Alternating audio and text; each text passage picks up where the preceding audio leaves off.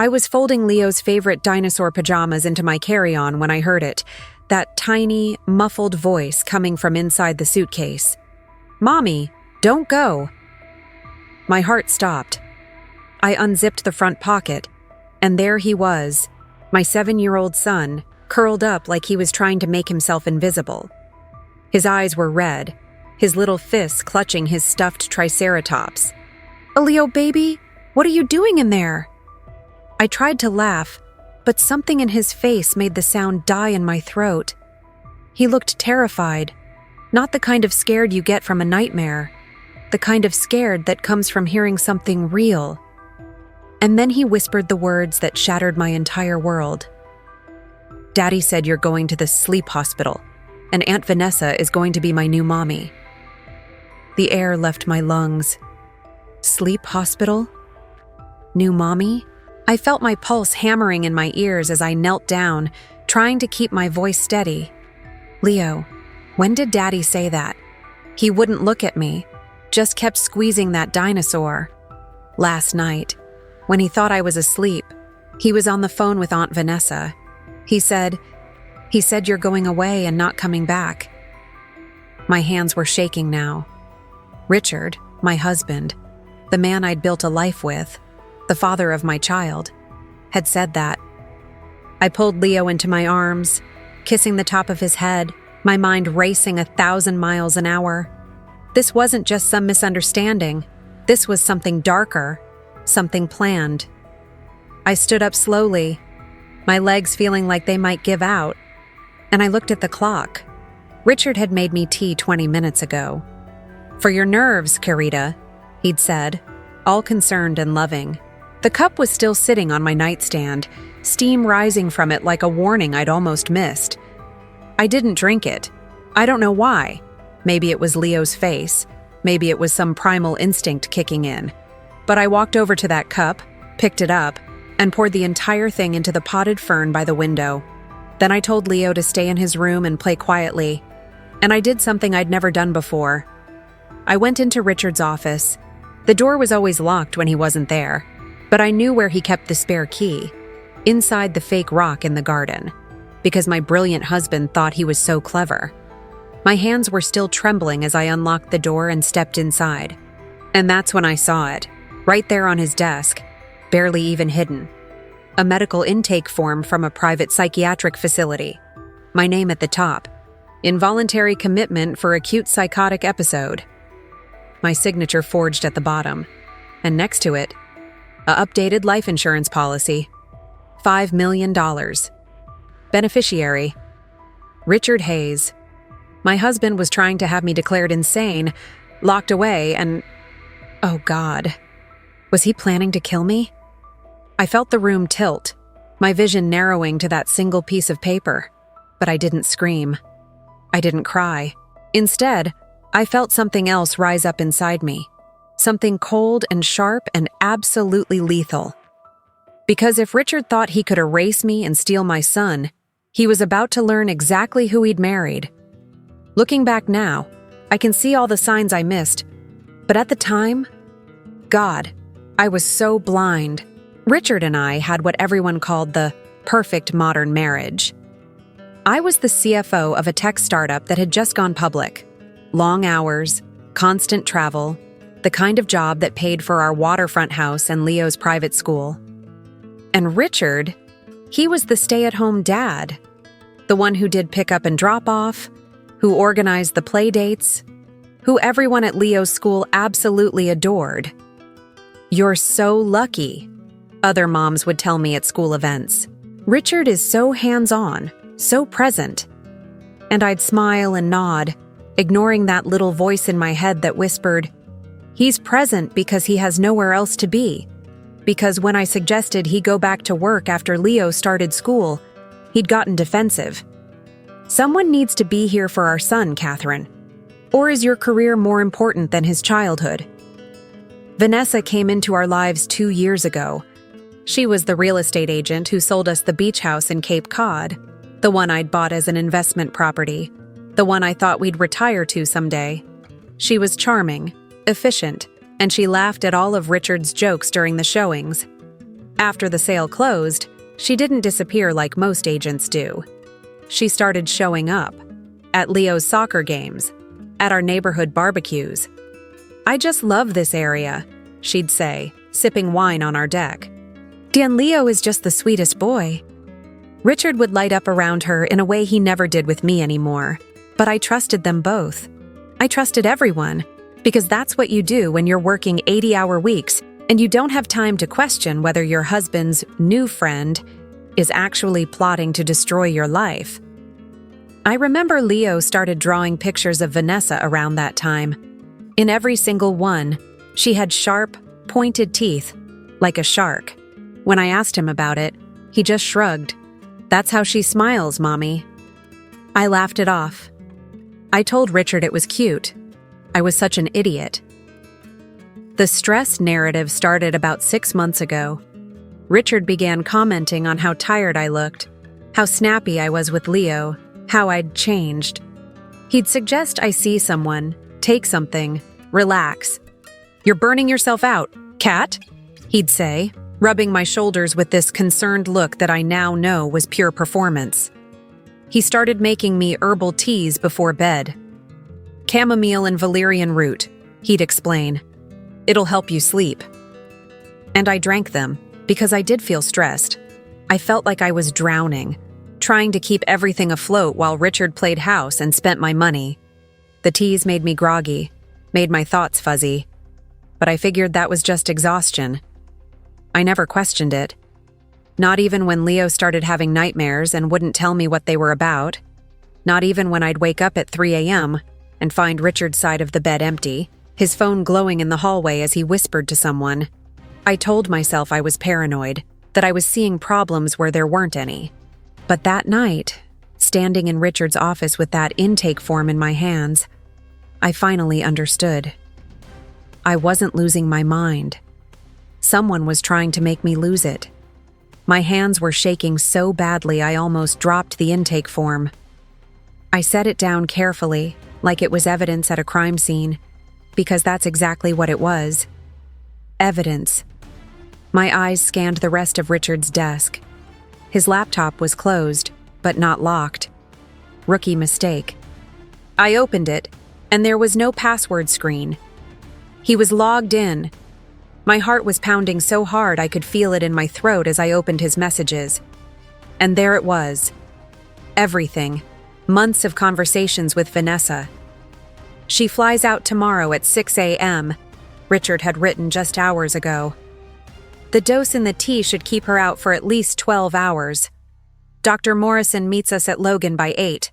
He'll sign the emergency psychiatric hold. By the time she wakes up, she'll be in a facility, and we'll have full control." Vanessa's response made my blood turn to ice. "And the money?" Richard. "Power of attorney kicks in the moment she's declared incompetent. We drain the accounts, file for divorce on grounds of mental illness, and I get full custody. You and I are on a flight to Costa Rica by Wednesday with Leo. She'll never find us." I had to read it 3 times before my brain could process what I was seeing. This wasn't just betrayal. This was systematic erasure. They'd planned every detail: the fake diagnosis, the corrupt doctor, the timing of my business trip to Tokyo that I'd told Richard about weeks ago. They were going to drug me, have me committed, steal my money, and kidnap my son. And I'd almost let it happen. I'd almost drunk that tea, if Leo hadn't hidden in my suitcase, if he hadn't been brave enough to tell me what he'd heard. I felt bile rise in my throat. I kept scrolling, my hands moving on autopilot now. There were bank statements. Richard had been siphoning small amounts from our joint account for months, building a escape fund. There were property searches in Costa Rica.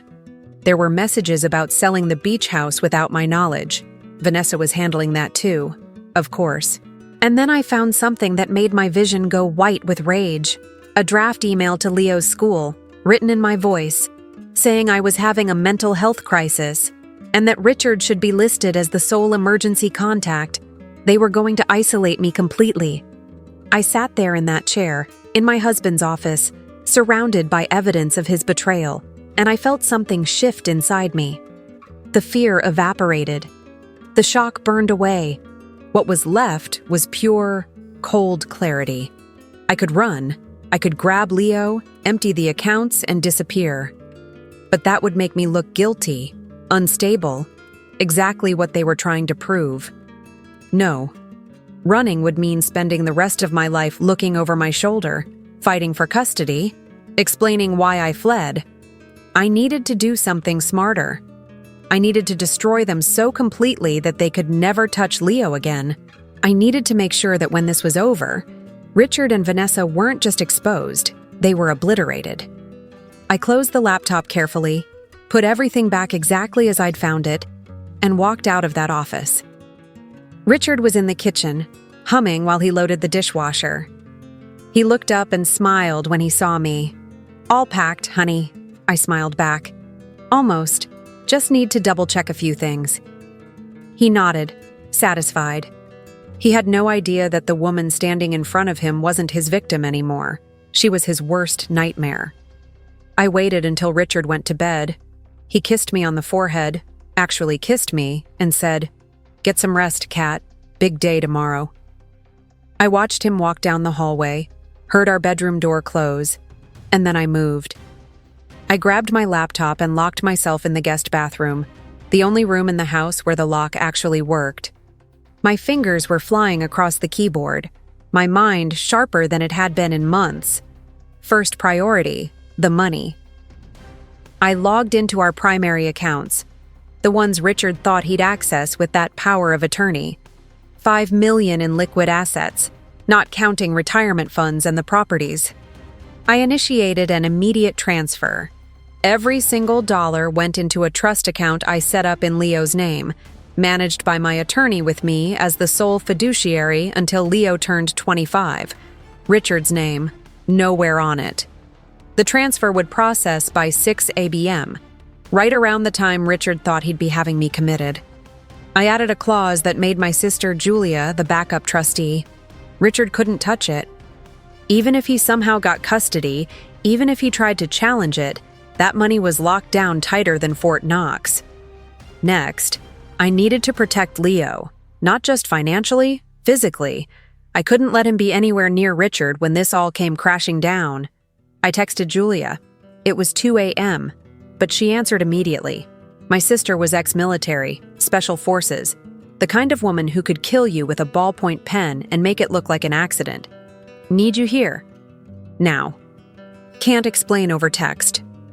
20 minutes later, she was at my door. I let her in through the garage, and we sat in my car where I knew Richard couldn't hear us. I showed her everything, the messages, the intake form, the bank statements. Julia's face went from concerned to absolutely murderous.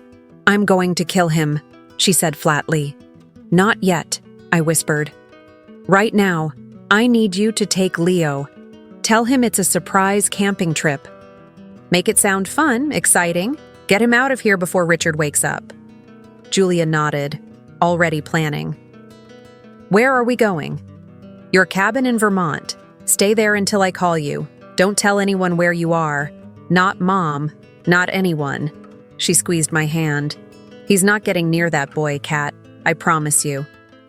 At 4 a.m., Julia snuck into Leo's room. I watched from the doorway as she gently woke him up, whispering about s'mores and fishing and sleeping under the stars. Leo was confused but excited. He loved his Aunt Julia. He grabbed his backpack, his dinosaur, and tiptoed out to her truck like it was the greatest adventure of his life. As I watched those taillights disappear down our driveway, I felt the first real breath I'd taken all night. Leo was safe. Now I could go to war.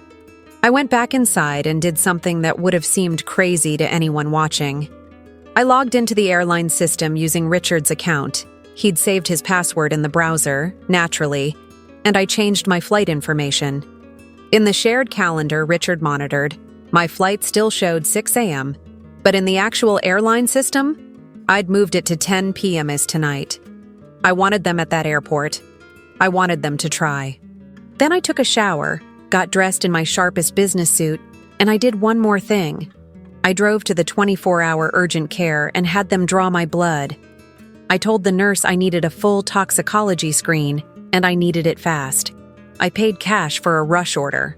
By 5:30 a.m., I had documentation proving there wasn't a single sedative in my system. But I had plenty of evidence of what Richard had tried to put there.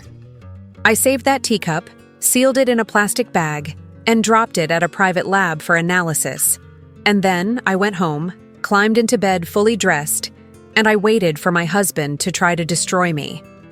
Richard woke me at 5 a.m., right on schedule. "Time to get up, honey. Don't want to miss your flight." His voice was so gentle, so caring. It made my skin crawl. I let my eyelids flutter, made my movements slow and clumsy, like I was drugged. Because that's what he expected. That's what he needed to see. I stumbled getting out of bed, knocked over a glass of water on the nightstand. "Whoa, careful there," Richard said, steadying me with his hands. Those same hands that had poisoned my tea. Those same hands that had typed out plans to steal my child. I mumbled something incoherent and let him guide me downstairs. He'd already loaded my suitcase into the car. So thoughtful. So prepared. The drive to Logan Airport was surreal. Richard kept the conversation light, asking about my presentation in Tokyo, reminding me to text when I landed. I watched his profile in the early morning light. The man I'd loved, the man I'd married, the father of my son, and I felt absolutely nothing. That person never existed. This was just a monster wearing his face. We pulled up to Terminal E, International Departures. Richard parked in short term and got my bag, and walked me inside like the perfect and concerned husband, and that's when I saw them. Dr. Morrison was standing near the security checkpoint, trying to look casual in his expensive suit. And Vanessa, God. Vanessa had the nerve to be there too, wearing sunglasses inside like she was some kind of spy. She was pretending to look at her phone, but I could see her watching us, watching me, waiting for me to collapse so they could swoop in and play hero. Richard guided me to a row of seats. "Wait here, honey. Let me go check you in." The moment his back was turned, I straightened up. The fog cleared from my eyes. My posture changed. I pulled out my phone and sent 3 texts, one to my attorney, one to Julia, and one to airport security with a very specific message. Woman being drugged and trafficked at Terminal E. Victim is conscious and cooperating. Suspect is my husband, Richard Hayes. Please respond immediately. 90 seconds later, 2 TSA officers and an airport police officer approached. Richard was still at the ticket counter, completely oblivious. "Ma'am, are you Catherine Hayes?" the officer asked. I stood up, suddenly completely lucid, and said loud enough for everyone nearby to hear, "Yes." And that man, I pointed at Richard, drugged me and is attempting to have me falsely committed so he can steal my assets and kidnap our son. You could hear a pin drop. Richard spun around, his face going white. "What? Catherine, you're confused." "I'm not confused," I said calmly. I reached into my purse and pulled out the toxicology report I'd gotten earlier, still warm from the printer at Kinko's. And this is a blood test taken 3 hours ago showing no sedatives in my system. But this, I pulled out the sealed teacup, is the tea my husband made me last night. I'd like it tested for benzodiazepines. The officer took both items carefully. Richard was stammering now, his perfect plan unraveling in real time. "This is insane. She's having an episode. Dr. Morrison can explain." But Dr. Morrison had already disappeared into the crowd. And Vanessa? She was speed-walking toward the exit, like the building was on fire. The officer asked me to step aside. Richard tried to follow, but they stopped him. "Sir, we need you to wait here." I watched his face cycle through emotions, confusion, anger, fear, and finally desperation. He tried to call someone on his phone. Probably Vanessa. Probably the lawyer he'd already hired with my money. I didn't care. I turned to the officer and said, I have evidence of conspiracy to commit fraud, attempted kidnapping, and attempted illegal psychiatric commitment. It's all on his laptop and iPad. I can provide access." The officer nodded slowly, processing. "We're going to need to detain your husband for questioning. Are you willing to file a formal report?" I looked at Richard one last time. He was surrounded by security now, his phone being confiscated, his perfect manipulation crumbling. He looked so small suddenly, so pathetic. "Absolutely," I said. And then I picked up my purse, adjusted my suit jacket, and walked out of that airport like I was walking out of a burning building I'd set on fire myself. Leo was safe. Richard was detained. And the real fireworks, those were just beginning. Richard made bail by noon. I knew he would. His parents had money, and they still thought their precious son was the victim of his unstable wife. But what Richard didn't know was that I'd been tracking his phone since the moment he left the police station. I'd installed monitoring software on his cell months ago when I thought he might be having an affair. Turns out, infidelity was the least of his crimes. I watched his little blue dot on my screen as he drove straight to Vanessa's condo in Cambridge. They were inside for 47 minutes. I can only imagine the panic in that room. Their plan in ruins, me still free, the money they thought they'd have access to suddenly out of reach. When Richard's dot started moving again, I knew exactly where he was going. The bank. Our main branch in downtown Boston, where we'd held accounts for 8 years, where the manager knew us by name, where Richard thought his charm and his sob story would be enough to access our funds. I got there first. I parked across the street and waited. At 2:15 p.m., Richard's BMW pulled into the parking lot, and right behind him, Vanessa's white Lexus. They were both coming. Perfect. I watched them walk in together, trying to look casual, but moving with the urgency of people who knew their window was closing. I gave them 5 minutes. Let them get comfortable. Let them start spinning their story to whatever poor bank employee they cornered. Then I walked in. The branch manager, David Chen, saw me immediately. His face went pale. "Mrs. Hayes?" "Hi, David," I said pleasantly, like I was just there for a routine transaction. "I believe my husband is here trying to access our joint accounts." David nodded slowly. He gestured toward his office. Through the glass wall, I could see Richard and Vanessa sitting across from his desk. Richard was holding papers, the power of attorney, probably. Vanessa was nodding sympathetically, playing whatever role they'd rehearsed. I opened the door without knocking. Richard's head snapped up. For a second, neither of them moved. They just stared at me like I was a ghost. "Catherine," Richard finally managed, "what are you doing here?" "Funny," I said, sitting down in the empty chair. "I was about to ask you the same thing."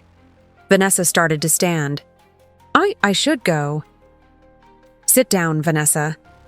My voice wasn't loud, but something in it made her freeze. She sat. I turned to David. "My husband is attempting to access accounts using a power of attorney document. Is that correct?" David looked like he wanted to crawl under his desk. Yes. He presented the paperwork 10 minutes ago." "And did you process the request?" "We were verifying the documents." I pulled out my phone, opened my banking app, and turned the screen toward David. This power of attorney was digitally revoked at 1:47 p.m. today, approximately 38 minutes ago. You should have received notification. David's fingers flew across his keyboard. His face went from pale to gray. Yes, it's here. The revocation is valid." Richard slammed his hand on the desk. "This is bullshit. That's my money too." "Actually," I said calmly, "it's not. The joint account was closed this morning at 6:32 a.m. All funds were transferred to a trust account. You no longer have access to any of our liquid assets, Richard. You have access to nothing." The sound that came out of Richard was almost inhuman. Vanessa grabbed his arm, trying to calm him down, but he shook her off. You can't do this. I'm your husband. We have a child together. A child you tried to steal, I said.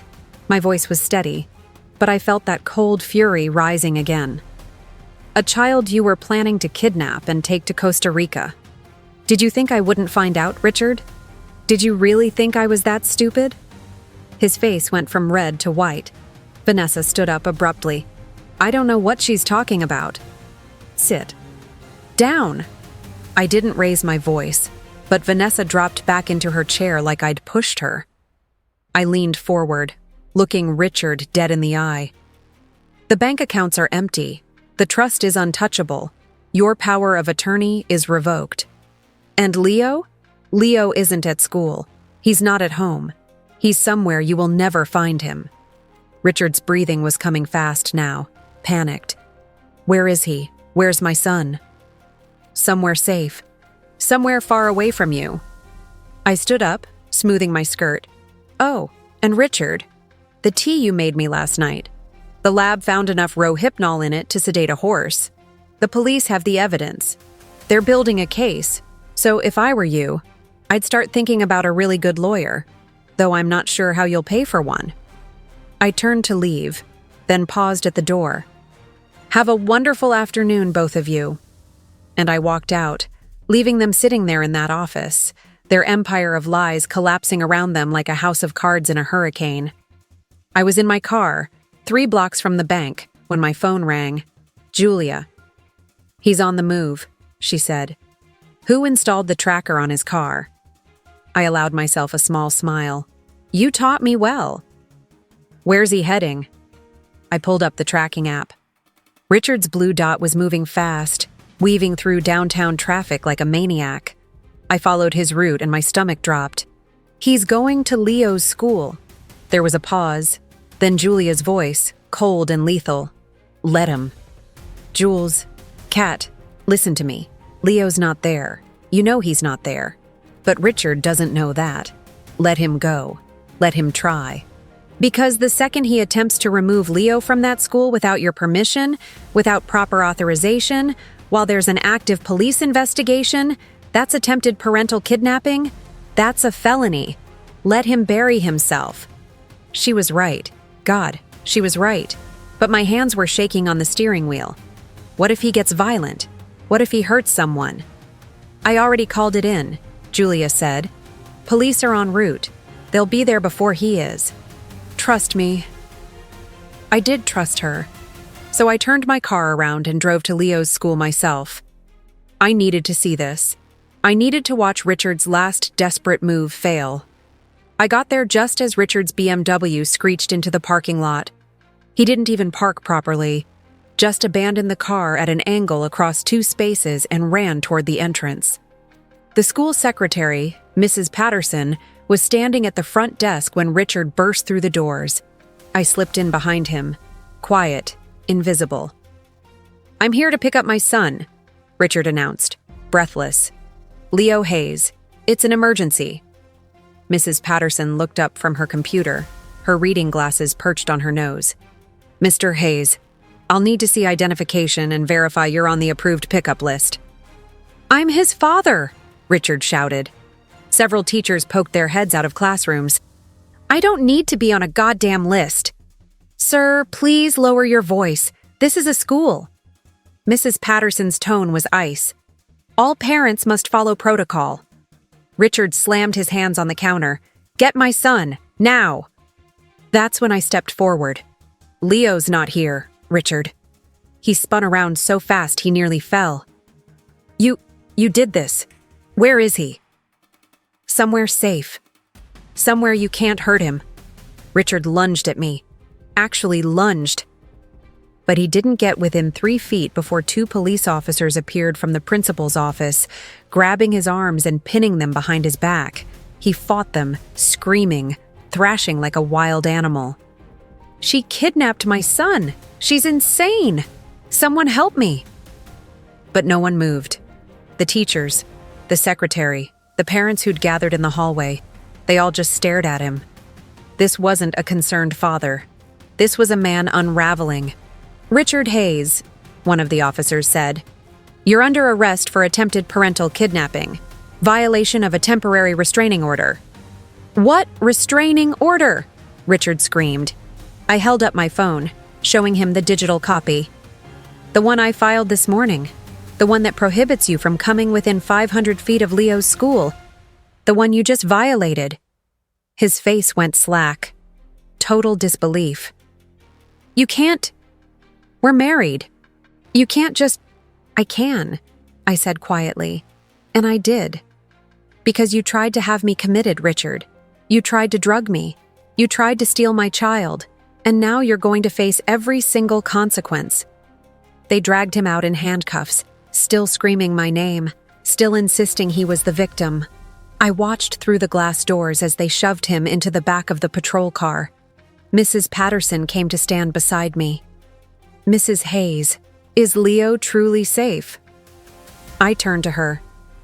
"He's with my sister. He's eating s'mores and catching frogs, and he has no idea that his father just tried to kidnap him." She nodded slowly. "Good. That's good." I looked back at the patrol car, at Richard's face pressed against the window, red and twisted with rage. And I felt nothing. No satisfaction. No victory. Just the cold, hard certainty that I'd done what needed to be done. But this wasn't over yet. There was still one more player in this game, and Vanessa had no idea what was coming for her. Vanessa thought she was smart. She thought that with Richard arrested, with the plan falling apart, she could just disappear. Cut her losses, fade into the background, pretend she'd never been involved. I knew this because I was still monitoring Richard's phone, the one the police had returned to him after processing, the one he stupidly kept using, at 6:47 p. "M.M." Vanessa texted him, "I'm out. Deleting everything. Don't contact me again." At 7:15 p.m., she booked a one-way flight to Miami. Departure, tomorrow morning at 9 a.m. From there, she'd probably go to the Caymans or somewhere else without extradition. She thought she'd covered her tracks. But Vanessa had made one critical mistake. She'd gotten greedy. 2 months ago, while I was busy working and trusting everyone around me, Vanessa had convinced Richard to let her handle the sale of our Cape Cod beach house. "I'll get you top dollar," she'd promised, "and we can use the commission to fund our new life." What she actually did was list the property under a shell company she controlled, undervalue it by $200,000, and arrange to sell it to a buyer who was actually her cousin. The plan was to flip it immediately after the sale closed and pocket the difference. Real estate fraud. Textbook. And I had every email, every document, every text message about it. I'd spent the afternoon building my case, not just against Vanessa, against her entire operation. Turns out, our beach house wasn't her first rodeo. I hired a forensic accountant, paid him triple his normal rate for a rush job, and he found 3 other properties where Vanessa had pulled similar schemes. She'd been operating this scam for years, targeting wealthy clients going through divorces or family crises. People who were too distracted to notice their realtor was robbing them blind. I compiled everything into a neat folder and sent it to the Massachusetts Real Estate Commission, the district attorney's office, and the FBI's Financial Crimes Division. Then I made a phone call to my contact at American Airlines, a VP I'd worked with on a corporate partnership last year. "I need to flag a passenger," I said. "Vanessa Kemp, flight 1247 to Miami tomorrow morning. She's under investigation for fraud and conspiracy. I believe she's a flight risk." He didn't ask questions. 20 minutes later, he called me back. "TSA will detain her at the gate for questioning. If she has active warrants, she won't be boarding that plane." "Perfect," I said. "Thank you." I hung up and allowed myself a moment to breathe. Richard was in jail. Leo was safe. And tomorrow morning, Vanessa would learn that you don't get to destroy someone's life and then just fly away to paradise. I couldn't resist. I had to see it. So the next morning, at 8:30 a.m., I drove to Logan Airport, Terminal B this time. I wore sunglasses and a baseball cap, kept my distance, and watched from the upper level as Vanessa approached her gate.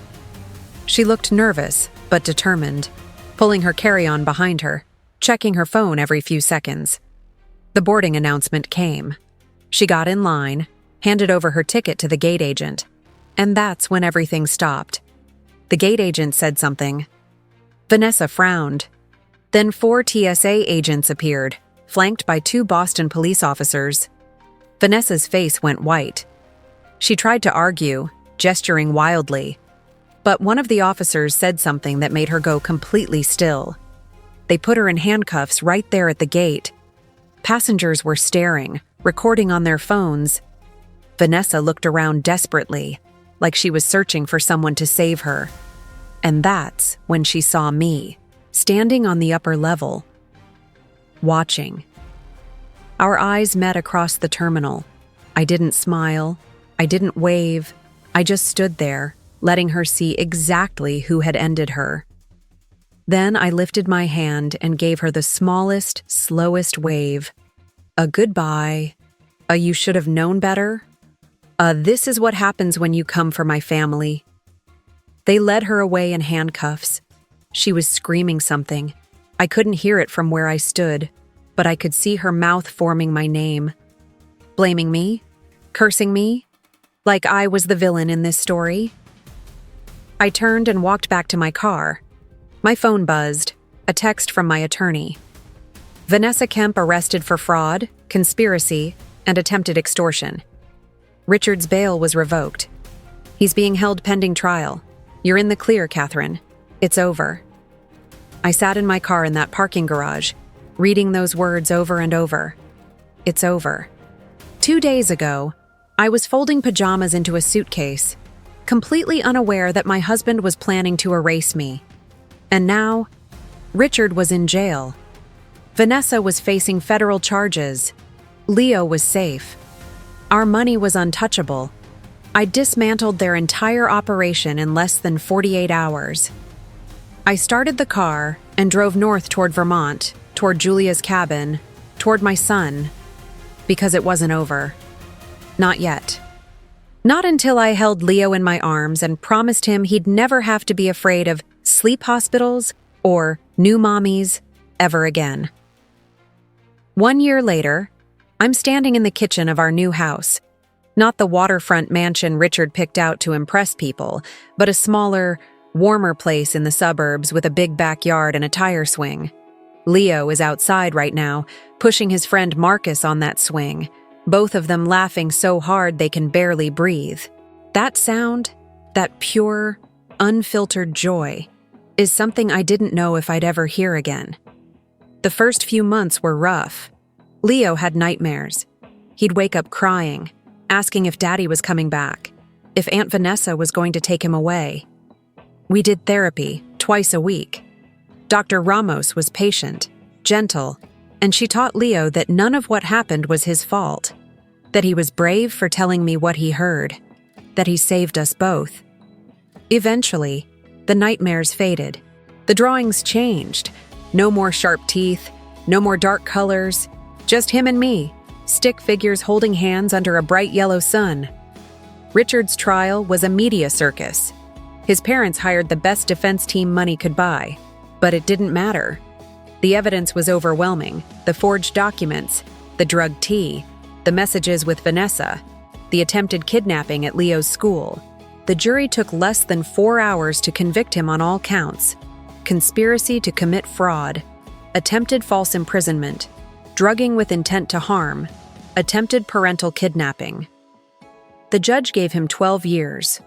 No parole eligibility for at least 7. His parents still send letters sometimes, begging me to let Leo visit his father. I burn them without reading past the first line. Leo doesn't ask about Richard anymore. When people ask him about his dad, he just says, "I don't have one," and I don't correct him. Because the man who planned to erase me, who was willing to destroy his own son's mother for money and a new woman, that man doesn't deserve the title of father. Vanessa got 8 years for fraud and conspiracy. She lost her real estate license, obviously. Last I heard, she's in a minimum security facility in Connecticut, still maintaining that she was manipulated by Richard, that she didn't know what he was planning. Nobody believes her. I'm rebuilding. Slowly, I left my CFO position. Too many memories, too much travel, too much time away from Leo. I took a consulting role that lets me work from home 3 days a week. The money's still good, and I'm present for every soccer game, every parent-teacher conference, every moment that matters. Leo started drawing again last month. He made me a picture that's now framed on my desk. It's the two of us, but this time we're inside a castle with thick walls and a moat. It's to keep us safe, he explained, coloring in the stones. Nobody bad can get in. I kissed the top of his head and told him he was absolutely right. Nobody bad is ever getting near us again. Because I learned something in those 48 hours of hell. I learned that a mother's love isn't soft or gentle when her child is threatened. It's steel. It's ice. It's the kind of force that will dismantle your entire world without hesitation or mercy. Richard and Vanessa thought they could erase me. They thought I was too busy, too trusting, too distracted to fight back. But they forgot one crucial thing. I wasn't just fighting for myself. I was fighting for my son. And there is no force on this earth, no plan, no conspiracy, no betrayal that can stand against a mother protecting her child. They learned that lesson, and they'll have plenty of time in prison to remember it. I look at Leo through the kitchen window now, watching him run through the sprinkler in our backyard, his laughter echoing off the fence. He's happy, he's safe, he's healing. And every single day, I'm grateful for that moment when he climbed into my suitcase and whispered the truth that saved us both. People ask me sometimes if I regret how hard I came down on Richard and Vanessa, if I feel guilty about destroying their lives so completely. And the answer is simple. No, not for 1 second. They tried to erase me. They tried to steal my child. They tried to make the world believe I was insane so they could take everything I'd built and disappear into some tropical paradise. They gambled on my destruction, and they lost everything. That's not revenge. That's justice. That's what happens when you underestimate a mother's love and a woman's strength. I've learned to sleep again. The nightmares are gone. Leo doesn't flinch when he hears unexpected footsteps anymore. We're building a new life, a better life. One where trust isn't given blindly, and where we protect each other fiercely. And every night before bed, I tell Leo the same thing. You saved us, baby. You were so brave, and Mommy will always keep you safe. He smiles, hugs his dinosaur, and falls asleep knowing he's loved beyond measure. That's my happy ending. Not a fairy tale. Just us. Safe. Together. Whole. They thought they could make me disappear, but they forgot something fundamental. A mother protecting her child isn't just powerful, she's unstoppable. They learned that the hard way, and honestly, I hope every person who ever thinks about destroying someone's life remembers what happened to Richard and Vanessa, because the woman you're trying to break might just be the one who breaks you instead. But here's what terrifies me most about my story. I almost didn't find out. If Leo hadn't been brave enough to hide in that suitcase, if he hadn't whispered those words, I'd be in a psychiatric facility right now, and my son would be in Costa Rica with a man who tried to erase his mother. Which makes me wonder, how many women out there are living my nightmare right now and don't even know it? How many people are being gaslighted, drugged, manipulated by someone they trust, someone they love? The thought keeps me up at night. Because I was lucky. I had resources. I had my sister. I had 48 hours to fight back. But what about the women who don't? I saved my son from being kidnapped. But in the next story, a mother faced her nightmare inside a courtroom. Imagine your husband paying a fake psychologist to call you crazy so he can steal your child. You need to see how her 8-year-old daughter interrupted the judge with a video on an iPad that got everyone arrested. Click here to see justice being served.